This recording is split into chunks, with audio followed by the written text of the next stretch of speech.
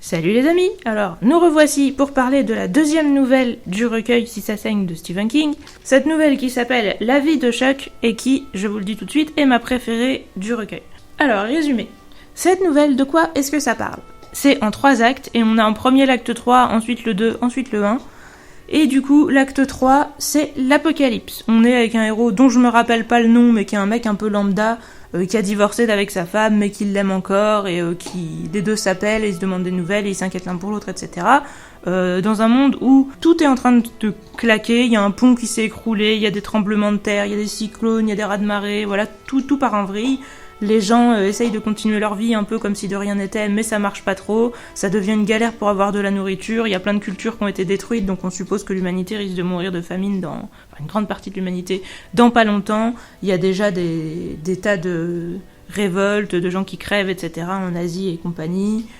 Du coup, aux États-Unis, ça devient une galère pour aller bosser parce que les routes sont surchargées, parce qu'il y a des accidents, parce qu'il y a plein de trucs qui vont pas. Internet marche que par intermittence et on pense que ça va bientôt se couper définitivement. Voilà, donc le monde est complètement en train de partir en vrille. Et pendant que ce monde est en train de partir en vrille, il y a un peu partout des affiches publicitaires ou des trucs qui apparaissent qui disent merci Chuck, 39 années formidables, etc. Et c'est écrit ça partout et les gens, le héros demande aux gens, mais vous savez qui c'est ce Chuck Krantz, je crois qu'il s'appelle. Et les gens disent, bah non, on l'a jamais vu. Le gars, il a des petites lunettes, il ressemble à un petit banquier ou un petit comptable à la con. Ils se disent, bah ça, on sait pas, ça doit être un mec random qui a réussi à la bourse ou un truc comme ça, et il doit être vachement riche pour pouvoir poser des affiches publicitaires partout, etc. Et voilà, le gars le voit aussi, quand il essaye de connecter Internet, il voit aussi la pub de ce gars, toujours merci Chuck, 39 années formidables. Il se dit, mais qu'est-ce que c'est que ce mec ? Ça se termine que le soir tombe, et sur toutes les fenêtres de tous les gens, il voit le merci Chuck, 39 années formidables avec la photo du gars, et il se dit, non mais qu'est-ce que c'est que ce truc, ça devient surnaturel, c'est bizarre. Il voit son ex-femme, donc ils se mettent entre guillemets ensemble pour se rassurer, les lumières s'éteignent, les étoiles commencent à s'éteindre, ils se disent je t'aime et pouf, le monde s'arrête en plein milieu du mot et on comprend que le monde est fini. Et dans l'acte 2, on voit Chuck du coup qui est dans le coma à l'hôpital, etc. Ensuite, la question qu'on peut donc se poser, c'est qui est ce fameux Chuck et pourquoi ça a mené à l'apocalypse ce qui lui est arrivé. Et donc ça, c'est la réponse qu'on aura plus ou moins dans les parties suivantes, mais c'est quelque chose, je vous le dis tout de suite, de plutôt métaphorique. Je vais quand même essayer de pas trop vous le spoiler, mais je pense que ça n'a pas vraiment d'importance et que c'est plus une expérience émotionnelle, j'ai envie de dire, que vraiment sur le suspense, etc. Donc l'histoire, au début, c'est l'histoire donc de gens un peu lambda, random, qui vivent l'apocalypse, et ensuite ça va être l'histoire de ce fameux Chuck Krantz, dont au début on se dit mais qu'est-ce qu'il a de spécial ? Et tout le long, on va pouvoir se le demander et on aura la réponse ou pas. Le concept, justement, le concept c'est original, mais c'est spoilant de vous le dire. Après, le concept, vous voyez déjà que c'est de faire une histoire à l'envers. L'autre concept, je peux pas vraiment vous le dire parce que ce serait un spoil en fait. Déroulement de l'intrigue, je vous dis, c'est une intrigue à l'envers où on part de la fin du monde pour ensuite voir le gars qui a un problème, et ensuite on va voir le gars qui a un problème, donc le fameux Chuck Krantz, et ensuite on va le voir plus jeune, puis encore plus jeune, etc. La fin, j'y reviendrai. Les personnages, alors... Ce fameux Chuck Krantz, c'est un mec lambda, et c'est ça qui est intéressant. Donc ça peut paraître con, mais c'est un mec banal, c'est ça qui est original dans l'histoire, parce qu'on s'y attend pas forcément, et puis parce que justement ça nous montre que même les gens banals peuvent avoir des petits côtés attachants, géniaux, profonds, mignons ou quoi que ce soit. Sinon, le héros qu'on suit pendant l'apocalypse, il a absolument rien de spécial, hein. C'est un personnage de Stephen King assez... c'est un peu le prototype de base, j'ai envie de vous dire, comme je vous dis, qui est encore un peu amoureux de son ex-femme, et qui se sont quand même quittés, et qui pense que le monde part en vrille, etc. Mais c'est vraiment des banalités, donc rien d'exceptionnel sur le plan des persos, mais encore une fois, c'est pas vraiment là qu'est l'originalité. Le seul perso qui est vraiment... étoffé, c'est le fameux Chuck Krantz. Enfin, c'est suffisant, comme moi je vous ai déjà dit, je trouve que quand il y a un seul perso bien, ça peut totalement suffire. Et alors, évolution, ça c'est intéressant, parce que est-ce qu'il y a une évolution d'un perso dont on suit la vie à l'envers ? Oui et non. C'est justement une des questions qu'on peut se poser par rapport à la vie. Est-ce qu'on évolue? Est-ce que, voilà, enfin, on évolue dans le sens changer. Mais par contre, dans le sens, est-ce qu'on devient meilleur ou est-ce qu'on devient plus ou quoi que ce soit, je dirais pas forcément. Il y a des choses qu'on perd et des choses qu'on gagne. C'est un peu difficile à dire. Et ça se voit bien dans le fait que là, on a l'impression de vivre une évolution en lisant une histoire à l'envers, ce qui montre bien que c'est plus une vue de l'esprit qu'une réalité. Et ça aussi, c'est assez intéressant. L'univers et les créatures, alors, je peux pas vraiment vous en dire grand-chose. J'ai envie de vous dire que c'est plus ou moins notre monde, mais c'est plus ou moins onirique. Je pense que c'est tout ce que je peux vous dire. Logique et cohésion, encore une fois, c'est une logique psychologique, une logique interne, comme il peut y en avoir justement dans les rêves et compagnie. Donc ça n'a pas un sens dans l'absolu, mais ça cherche pas à en avoir, donc pour moi c'est pas un problème. Mystère et découverte, au début on se dit mais qu'est-ce que c'est que ce gars? Pourquoi sa disparition provoque l'apocalypse, etc. Là-dessus on aura la réponse. Vous imaginez pas que c'est un mystère comme un Sherlock Holmes ou quelque chose comme ça, parce que sinon vous allez être déçus.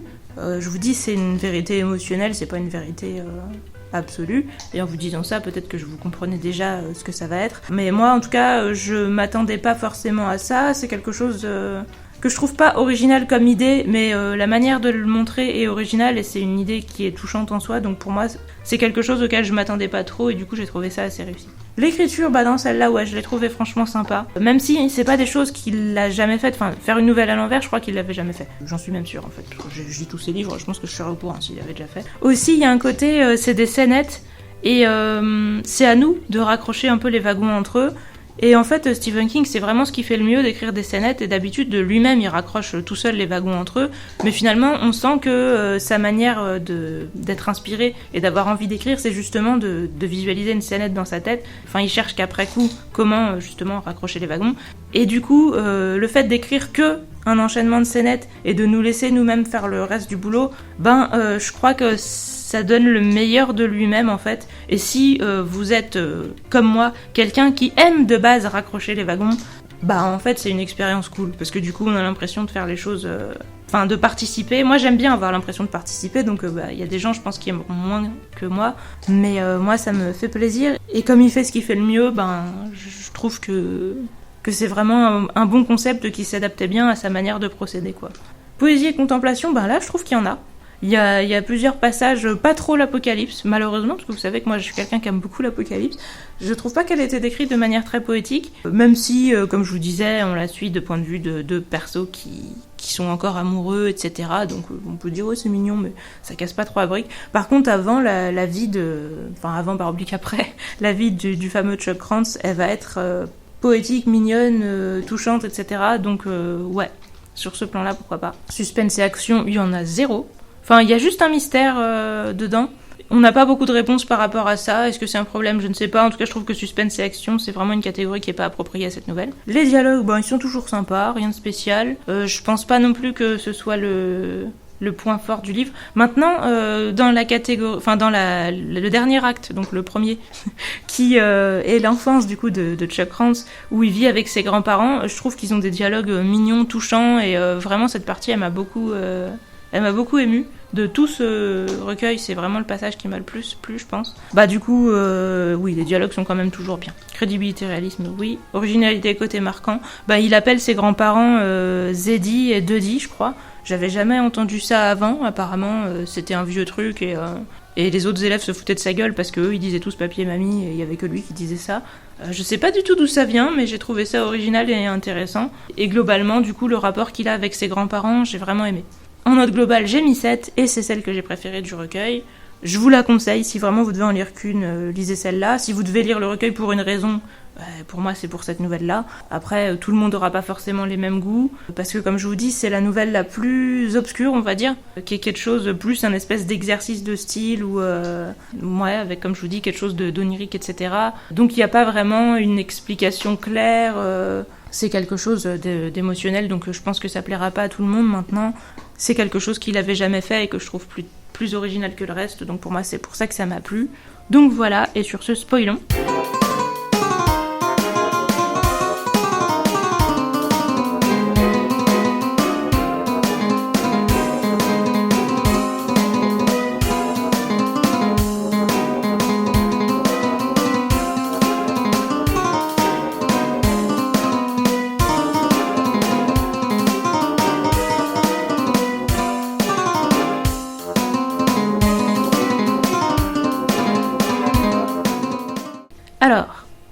qu'est-ce que c'est que ce mec, que ce fameux Chuck Krantz? Alors, quand il est à l'hôpital, il est en train de mourir d'un cancer. Ensuite, dans le même acte, il me semble, on le voit plus tôt dans sa vie, quand il allait encore bien, juste avant que son cancer devienne hardcore, qui se met à danser avec une meuf dans la rue. Enfin, c'est un musicien de rue qui fait la musique, quoi. Et ils font un super show, ils dansent super bien, etc. Il y a plein de gens qui donnent de l'argent aux musiciens de rue, et ils passent tous les trois un super bon moment, et ils se disent « Ah, c'est dommage, il faudrait qu'on se revoie, il faudrait qu'on se refasse ça. » Mais le fameux Chuck, il sait un peu que ça va pas arriver. Lui, donc, du coup, comme je vous disais, je sais plus si c'est un comptable ou un banquier, mais il fait un boulot un peu insignifiant. Et au départ, il a un peu peur de ce qu'on va penser de lui, il a peur de faire le buzz sur Internet, et d'avoir l'air ridicule, etc. Mais d'un côté, il se dit qu'il s'est pas senti aussi heureux depuis qu'il était ado, etc. Et qu'il a bien fait d'en profiter. Et on nous dit évidemment après que pendant qu'il sera en train de crever de son cancer, ça va être le seul souvenir qui va lui rappeler pourquoi la vie valait la peine d'être vécue. Donc voilà, moi c'est des choses qui me touchent toujours beaucoup. Je pense les gens dont la vie est un peu finie, qui crèvent de maladies, etc. et qui essayent de se demander ce qu'il y a de bien dans la vie. Et que c'est pas des choses justement rationnelles ou quoi, mais plus des moments où ils ont été vraiment heureux et qui paraissent tout cons, etc. En général, c'est des choses qui marchent bien sur moi et qui me touchent. Et donc là, oui, ça m'a complètement plu. La manière dont était décrite cette scène de danse, etc. Comme un espèce de chant du cygne, quoi. C'était assez émouvant, et d'autant plus que le gars était un mec random, insignifiant, pour qui on n'aurait pas spécialement d'empathie à la base. Lui faire cette espèce de moment... où il a eu l'air super cool. C'est à la fois complètement con et insignifiant et en même temps joli, et donc ça marche bien, en tout cas sur moi. Après, comme je vous disais, l'acte 1 c'est encore pire parce qu'on nous raconte l'enfance du gars qui a perdu ses parents quand il était très jeune dans un accident de voiture, et d'ailleurs qu'on lui dit, d'habitude c'est que dans les films que les enfants perdent leurs parents dans des accidents de voiture, et il dit ouais, je suis le seul poissard à qui c'est arrivé dans la réalité, etc. Et justement là on se rend compte qu'il y a un espèce de jeu entre la fiction, la réalité, les choses qui paraissent probables, improbables, etc. Enfin, il y a un truc à ce niveau, une espèce de frontière floue entre fiction, réalité, croyance, réalité, etc. Que j'ai trouvé vraiment intéressante, qui est là un peu tout le long de cette nouvelle Oblique Romancourt. Et ensuite, donc il y a un mystère dans la maison des grands-parents. Il y a une pièce où ils disent à Chuck de jamais aller. Et Chuck, il s'appelle Charles en réalité, mais bon, on va continuer de l'appeler Chuck. Ils lui disent de pas y aller parce que eux, quand ils y sont allés, au début, ils lui disent que c'est parce que le sol est pas stable, mais il comprend que c'est pas vrai. Et à un moment, son grand-père qui est un peu bourré lui dit que non, en fait, c'est parce que quand il est allé là-bas, il a eu des visions du futur, mais de choses qu'il voudrait vraiment pas savoir, de gens qui mouraient, etc.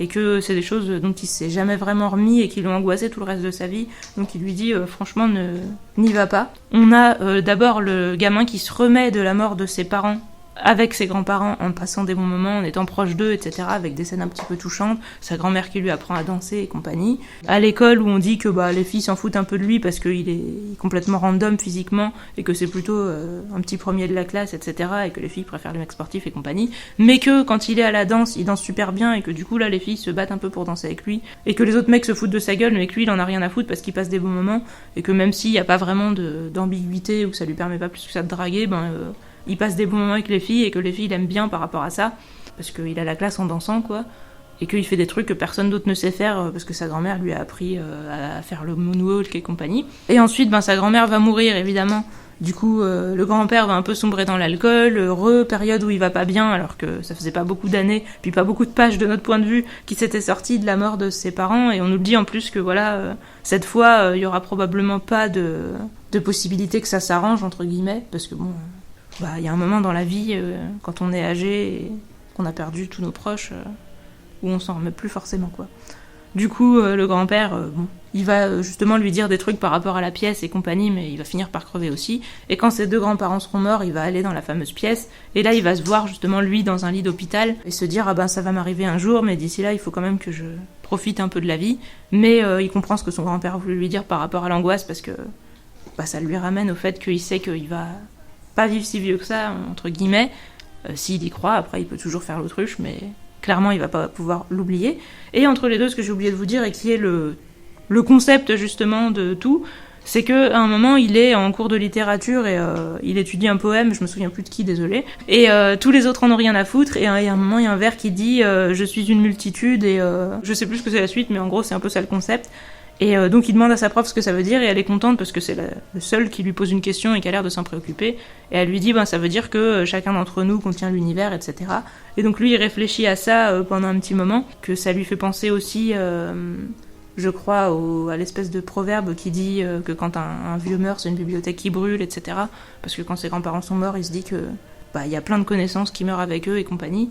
Et donc il y repense au fait que voilà, tout l'univers est en chacun de nous et que chaque personne est un univers et que c'est comme si c'était la fin du monde à chaque fois que quelqu'un mourait, etc. Et comme vous pouvez le comprendre, du coup, c'est très clairement ça le message de cette nouvelle. Et c'est pour ça que je vous disais, il faut pas vous imaginer qu'il va y avoir un mystère de ouf qu'il va falloir résoudre de manière logique, etc. Parce que non, c'est juste une réalité émotionnelle. Après, voilà, moi je me dis que moi ça me touche justement parce que je suis malade, parce que je suis quelqu'un qui pense souvent à la mort, etc. Que peut-être quand j'aurais été beaucoup plus jeune, à l'époque où j'avais du mal à comprendre la nouvelle qui parlait du cheval qui s'accélère et du temps qui va très vite, etc. Bon, je me rappelle plus son nom, mais une nouvelle qui parle du temps qui s'accélère, où c'est un vieux qui raconte ça à un enfant, lui disant au départ ça va lentement, et plus les années passent, et plus ça cavale, et à un moment tu te rends compte que ça va beaucoup trop vite, etc. Quand j'étais jeune, j'avais pas trop aimé ce truc, et ça m'avait un peu mis mal à l'aise, et j'accrochais pas. Et quand je l'ai relu en étant plus âgée, je me suis dit, mais ouais, c'est trop vrai en fait. Quand on sera trop jeune, cette nouvelle-là, on va juste la passer en se disant, oh, c'est un truc tout con, ça casse pas des briques. Mais que quand on est plus âgé et qu'on commence justement à faire face à la dégradation, la mort, la maladie, le fait que... Et aussi la perte de plein de gens qu'on aime, parce que, encore une fois, la mort c'est un truc compliqué à gérer, mais la mort des gens qu'on aime c'est encore plus compliqué à gérer que la nôtre, quoi. Parce qu'on a juste pas envie de continuer sans eux, et ça paraît juste n'avoir aucun sens que des gens qui ont autant d'émotions, de connaissances, qui sont clairement des univers entiers, qui puissent juste complètement disparaître comme ça. Ça paraît complètement ridicule, parce que voilà, on dit rien de secret, tout se transforme et compagnie, mais tout ce qu'étaient les gens et auxquels on avait accès quand ils étaient vivants, quand ils sont morts, on n'y a plus accès, donc on a beau se dire, il y a d'autres gens qui continuent à contenir ça, et nous, on a leurs souvenirs et compagnie, ça a quand même l'air vachement pauvre comparé à ce qui existait avant, donc quand on a commencé à perdre des gens et compagnie, c'est le genre de nouvelles qui peuvent beaucoup plus nous parler. Donc moi, j'ai beaucoup aimé cette conclusion, et comme je vous dis, je trouve ça super cool que ce soit un mec random, un peu insignifiant, et qui arrive quand même à nous toucher. Et il y a une anecdote aussi où on nous dit qu'il a une cicatrice en 2001 sur la main, et qu'il avait raconté à sa femme qu'il avait eu lors d'une bagarre, etc. Et en fait, sur son lit de mort, un peu, il lui dit « Ouais, en fait, je t'ai menti, je me la suis faite juste en appuyant ma main sur un grillage, etc. » Et elle lui dit « Mais je comprends pas, tu m'aurais encore dit que t'avais cassé la gueule du mec, etc. Ça aurait été pour te faire mousser, mais là, t'as dit que c'était toi qui s'était fait casser la gueule, donc je comprends pas pourquoi t'as menti à ce propos. » Et lui-même, il fait « Non, c'était... juste parce que en gros ça avait de l'importance pour moi et que j'avais besoin de raconter une histoire qui montrait l'importance que ça avait pour moi, parce que en gros cette cicatrice il se l'est fait justement je crois après la mort de ses grands-parents, après avoir vu le fameux lit d'hôpital et compagnie, et en badant un peu devant un grillage où il s'est fait ça parce qu'il s'est appuyé sur le grillage en étant vraiment dans ses pensées, en étant vraiment pas bien psychologiquement. Et du coup je pense qu'il a dû avoir un peu l'impression que c'était une cicatrice que la vie lui avait laissée par rapport à ce qu'il avait souffert, quoi. Et qu'en gros, il a inventé une histoire pour lui donner une importance à la hauteur de celle qu'elle avait pour lui. Encore une fois, c'est quelque chose que je peux pas mal comprendre. Et même si ça a l'air tout con, justement, et c'est le fait que ça a l'air tout con qui fait que c'est touchant, parce qu'on se dit que c'est des choses qui paraissent bêtes à dire ou à expliquer. Mais en fait, justement, quand quelqu'un le dit et qu'on se rend compte que nous, on le fait aussi, etc., on se sent un peu reconnaissant de se dire merci de me faire sentir que je suis pas seule, quoi. Franchement, cette nouvelle oblique Romancourt... pour moi, elle a quelque chose et elle m'a touchée. Après, comme je vous dis, c'est assez subjectif. Et les gens qui sont moins perturbés par la mort et le fait de perdre des proches et compagnie, ça les touchera peut-être pas autant. En tout cas, je vous la conseille. N'hésitez pas à me dire ce que vous pensez, sauf si c'est de la merde. Et je vous dis à la prochaine pour la 3e nouvelle de ce recueil. Salut!